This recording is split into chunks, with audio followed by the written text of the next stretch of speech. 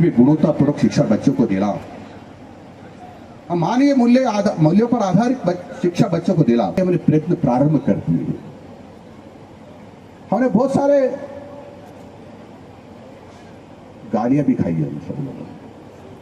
अध्यापक मेरे से बहुत नाराज है कि पता नहीं कौन कौन से नियम लाता रहता है, कौन कौन सी बात करता रहता है। कभी तो कहता है मोबाइल स्कूल में नहीं ले जाएंगे, कभी कहता है जी 80 में से 40 नंबर लाना पड़ेगा, कभी कहता है ये शराब पीने वालों की और गुटखा खाने वालों की सूची बनाइए। हाँ, ये सब जरूरी हो गया है। मित्रों, हमारे यहाँ कोई भी विषय होता है तो संघ का होता है सारा। टीचर हमने हालांकि बाइफरकेशन कर रखा है, फिर भी 20 में से 18, 19, 20 देते हैं, और 80 में से 13 नंबर आया है तो मार साहब हमारे सामने कॉलर ऊंचा करके आते हैं, मेरा 100% रिजल्ट है। ऐसा कर 80 में से 13 नंबर ला दिए तो 100% रिजल्ट, फेल है भैया, फेल। लेकिन 100% रिजल्ट बताते हैं। तो हमने कहा कि भैया 20 में से 20 दो, हमको कोई आपत्ति नहीं, लेकिन 80 में से 40 नंबर से कम आए बच्चे के तो तुमसे पूछताछ होगी। ज्यादा कम नंबर आए तो निलंबित किया जा सकता है, इंक्रीमेंट रोका जा सकता है, दूरस्थ ट्रांसफर किया जा सकता है। इसलिए हमारे को जो दरख्वास्तें दे रहे थे ना, हमने उसको लिख तो दिया करें, लेकिन हमारे अधिकारी कर्मचारी गण उसका देखेंगे उसका रिजल्ट कैसा रहा।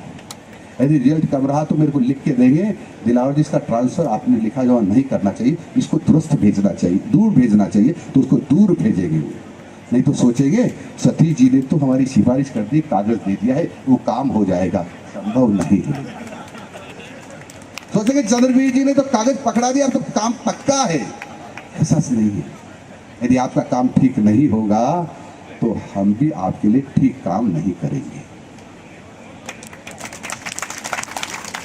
और मित्रों, हमने जो ये बहुत सारी बैरिकेड्स लगाए हैं उसका लाभ आप देख रहे हैं। हिंदुस्तान में राजस्थान का शिक्षा का स्तर 3 साल पहले 14वें स्थान पर था, अब 4थे स्थान पर आ गया है। 4थे स्थान पर बहुत बड़ा काम हुआ। राजस्थान की धरती पर आजादी के बाद पहली बार सरकारी विद्यालय के बच्चों ने मेरिट में स्थान प्राप्त किया। टॉप मेरिट में स्थान सरकारी विद्यालय का है। 1 लाख रुपए, 2 लाख रुपए, 3 लाख, 1 लाख रुपए, 2 लाख रुपए, 3 लाख रुपए, 4 लाख रुपए साल की जो फीस लेते थे विद्यालय, वो पीछे रह गए हैं। लेकिन वह विद्यालय जिसमें हमारे सरकारी विद्यालय गांव के विद्यालय हैं, उन बच्चों ने 99.8% प्राप्त किए हैं, 99.6% तक प्राप्त किए हैं, 99.4% अंक प्राप्त किए हैं। ये सरकारी विद्यालय ने किए। अब सरकारी विद्यालय वह नहीं कह सकते कि अब निजी विद्यालय बहुत अच्छी पढ़ाई होती है, सरकारी विद्यालय में नहीं होती। अच्छा, सरकारी विद्यालय बहुत अच्छी पढ़ाई होती है, ये मैं गारंटी देता हूं, मैं गारंटी देता हूं। वह दिन लग गए हैं जब निजी विद्यालय बहुत आगे हुआ करते थे, वो दिन आ गए हैं। अब सरकारी विद्यालय बहुत आगे हैं। आप सब लोगों से भी निवेदन करता हूं, जो शिक्षा के क्षेत्र में काम कर रहे हैं लोग, अपने बच्चों को सरकारी विद्यालय में पढ़ाना प्रारंभ करो। और राजस्थान में कई प्रिंसिपल्स ऐसे जिन्होंने अपने बच्चों को प्राइवेट विद्यालय से निकाल लिया और अपना जहाँ काम कर रहे हैं, नौकरी कर रहे हैं, वहां ले गए उनके सामने पढ़ाते हैं।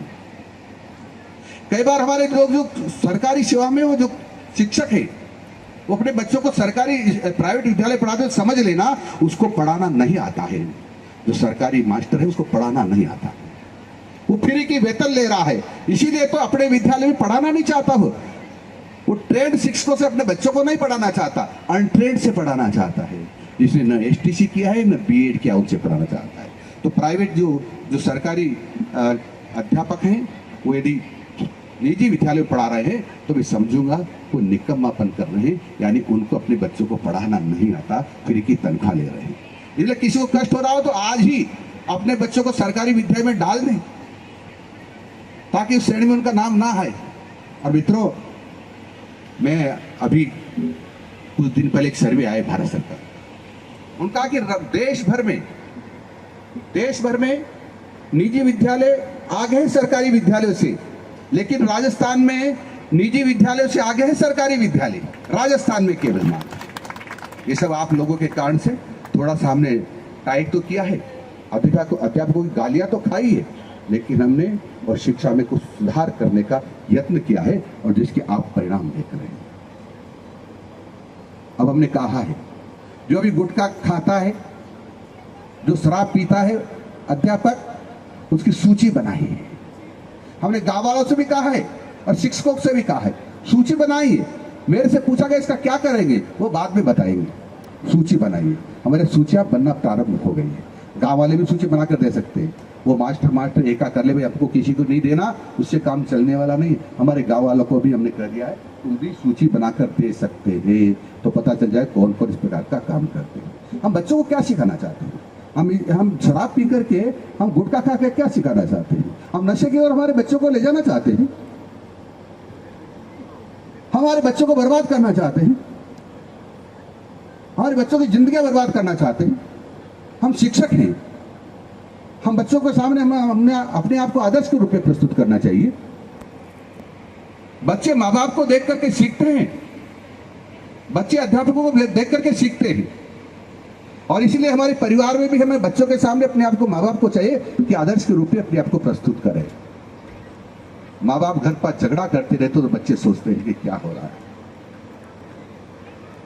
एक दूसरे का सम्मान नहीं करते तो बच्चे इसे सोचते, देखते कि शायद एक दूसरे का अपमान करना ही अच्छा रहता होगा।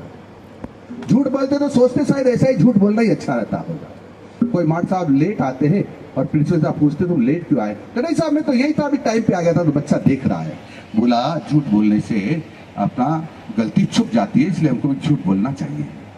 ये हमको देख करके सीखते हैं। अध्यापक क्या खा रहा है, क्या पहन रहा है, किधर देख रहा है, कैसी दृष्टि है, क्या सोचता है, इन सबसे हमारे बालकों के मन पर प्रभाव पड़ता है।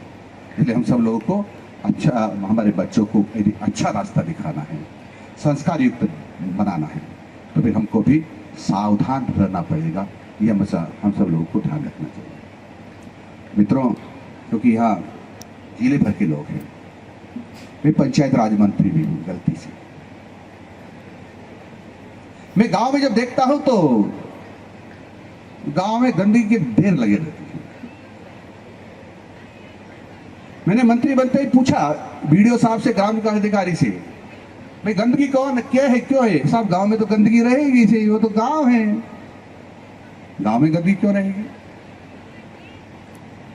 माननीय नरेंद्र जी मोदी जो देश के प्रधानमंत्री, उन्होंने 2014 में स्वच्छ भारत मिशन का गठन किया है। उन्होंने छोटी से छोटी पंचायत को 1 लाख रुपए महीने साफ सफाई के लिए देना तब से प्रारंभ किया है। 1 लाख रुपए महीने छोटी से छोटी पंचायत को।